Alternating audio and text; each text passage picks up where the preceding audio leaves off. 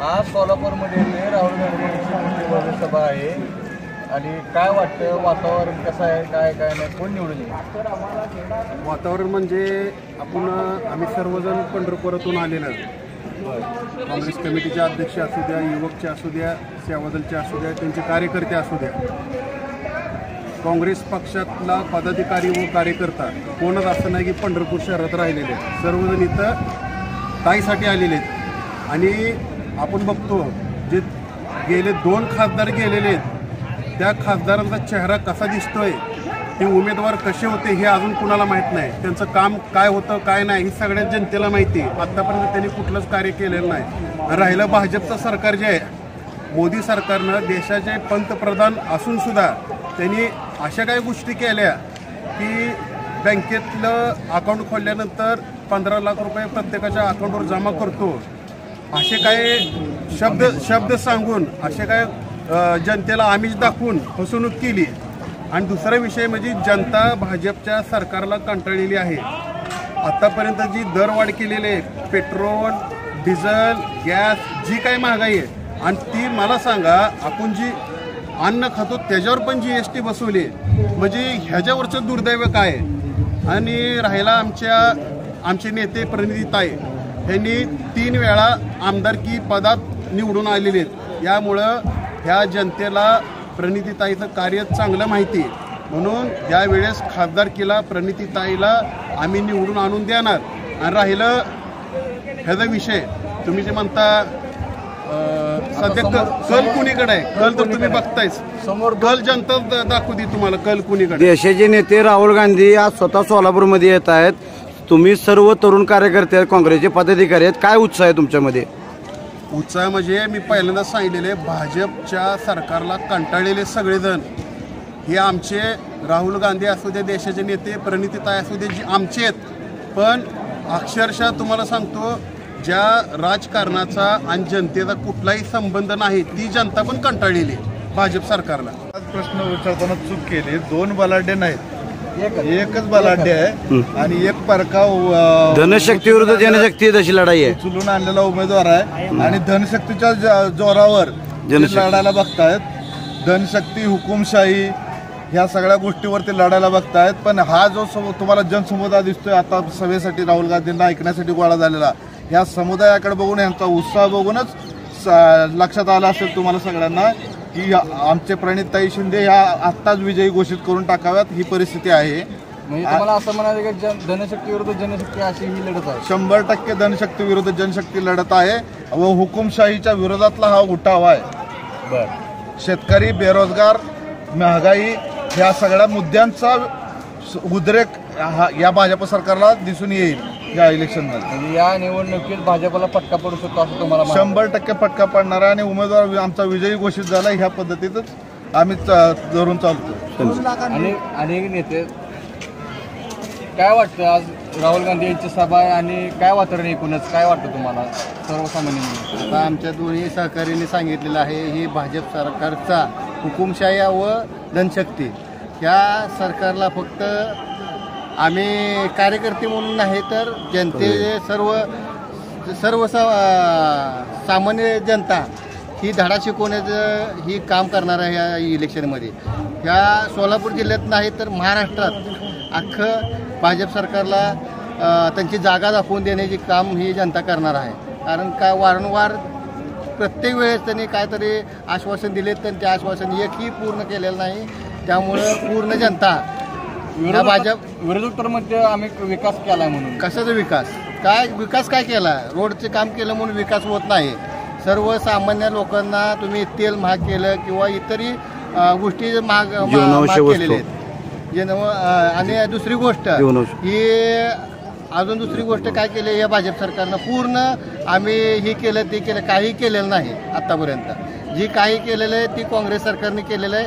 त्याच्यावर त्यांनी आम्ही केले म्हणून दाखवलेलं, दुसरं काही केलेलं नाही. म्हणजे एकीकडे जनता आणि एकीकडे नेते असं तुम्हाला म्हणायचं आहे? हां, एकीकडे जनता झालेली आहे आणि जनताचं कौल आहे फक्त काँग्रेस पक्षाचं आणि महाविकास आघाडीचे उमेदवार निवडून देईल.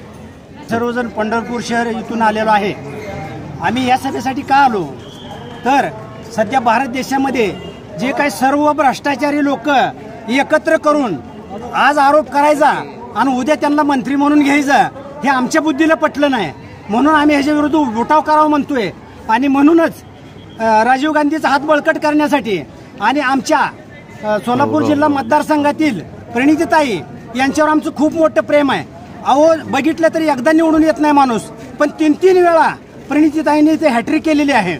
आणि म्हणूनच आम्हाला असं म्हणायचं आहे, एवढा चांगला काम करणारा उमेदवार जर आपल्या सोलापूर जिल्ह्याला मिळाला असेल तर आपण काय करतोय, आपण सर्वांनी मिळून या भ्रष्टाचारी भारत सरकारची नवं या मोदीला हटवलंच पाहिजे. सर्वांनी मिळून जयघोष करा की इथं काँग्रेसच येणार आणि भारत देशामधील ह्या भ्रष्टाचारी सरकारला आपण माघारी घालवल्याशिवाय सोडायचं नाही. पहिला मुद्दा म्हणजे जनता का खवळली, जनता असं का करायला लागली. अहो जनतेला जगणं मुश्किल केलंय. किती महागाई वाढव काय आहे का नाही, कसं जगायचं सामान्य लोकांनी. भ्रष्टाचार इतका केलाय की किती अगदी मोजता येत नाही. करोडो कोट्यावधीतच भ्रष्टाचार आहे. 70 कोटी केला काय, 16 लाख माफ केले काय मोठमोठ्या लोकांचे का, 22 उद्योगपतीसाठी तुमचं सरकार आहे का, गोरगरिबासाठी सरकार नाही का तुमचं. काय असलं सरकार आम्ही आयुष्यात कधी बघितलं नाही. शेतकऱ्यांचा तर विषय सोडा, शेतकऱ्यांना तर जगूच दे नाही सरकार. शेतकऱ्यांना इकडून म्हणतोय 2000 रुपये देतो, 4 महिन्यातनं 2000 देतोय आणि इकडून 28% GST. अदानी आणि अंबानीला जी कर्जमाफी केली त्याबद्दल काय म्हणायचं, तुमचं काय मत आहे? केली नाही काय त्याबद्दल काय म्हणणं आहे? अहो हे सरकारच उद्योगपतींचं सरकार आहे. आज 16 लाख रुपये, 16 लाख कोटींची कर्जमाफी म्हणजे आज या देशातल्या 140 कोटी जनतेला किती अन्यायाने गेल्या 10 वर्षात वागवलंय या मोदी सरकारनं. ह्याचा अंत नाही. आता परत असं वाटतंय की BJPला कधी सुद्धा निवडून देऊ नये, इतका अनुभव आलाय. आज 16 लाख कोटी कशाला म्हणते ती, 140 कोटी जनतेला जर ही पैसे गोरगरिबाला वाटलं असतं तर प्रत्येकाला कमीत कमी 10,000 रुपये आला असतं. 140 कोटी जनतेला एवढा पैसा ह्या 22 उद्योगपतीला त्यांनी माफ केलाय.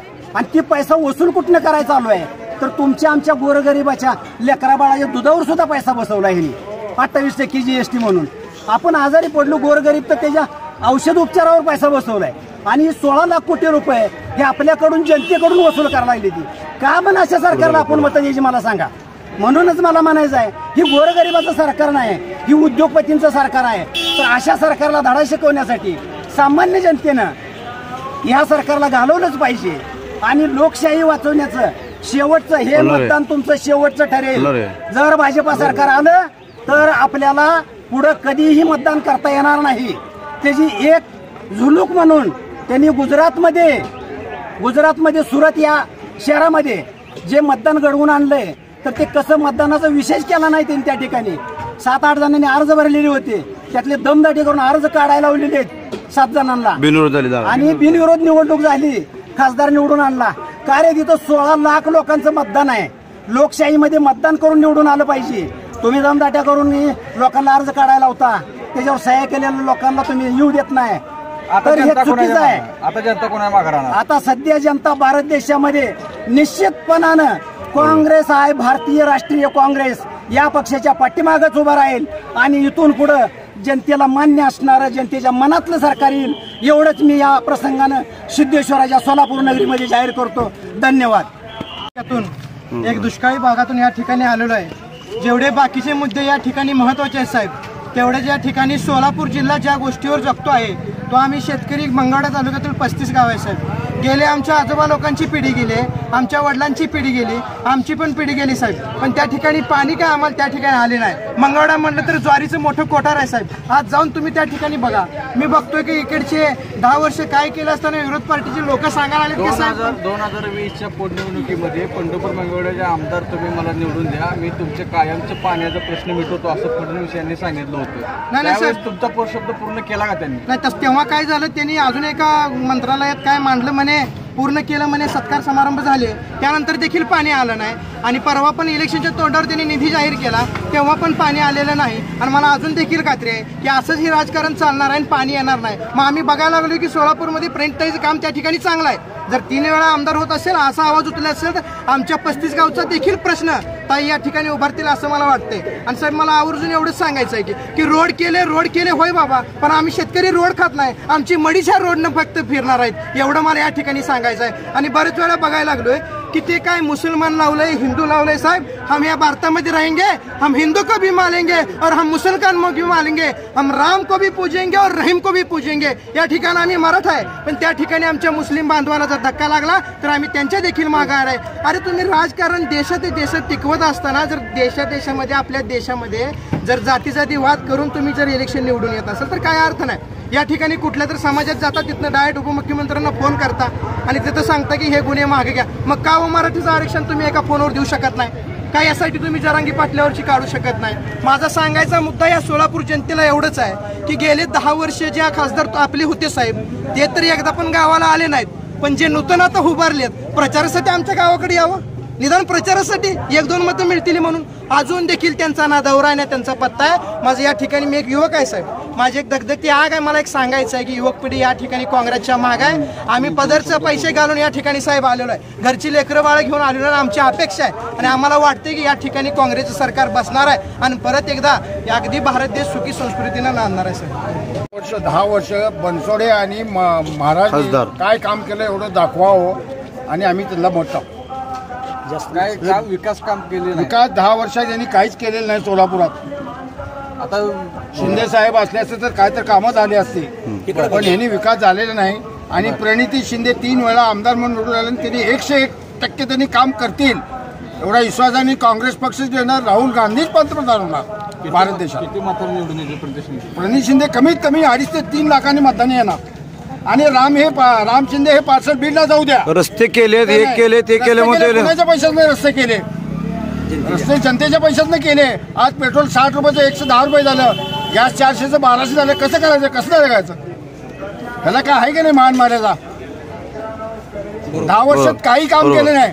आज उड्डाणपूल मंजूर होऊन कमीत कमी 5 वर्ष झाले सोलापूरला, त्याचं बी काय नाही. नुसत्या फेका बातम्या आहेत, दुसरं काही केलं नाही भाजप सरकारने. आणि काँग्रेसशिवाय पर्याय नाही आम्हाला.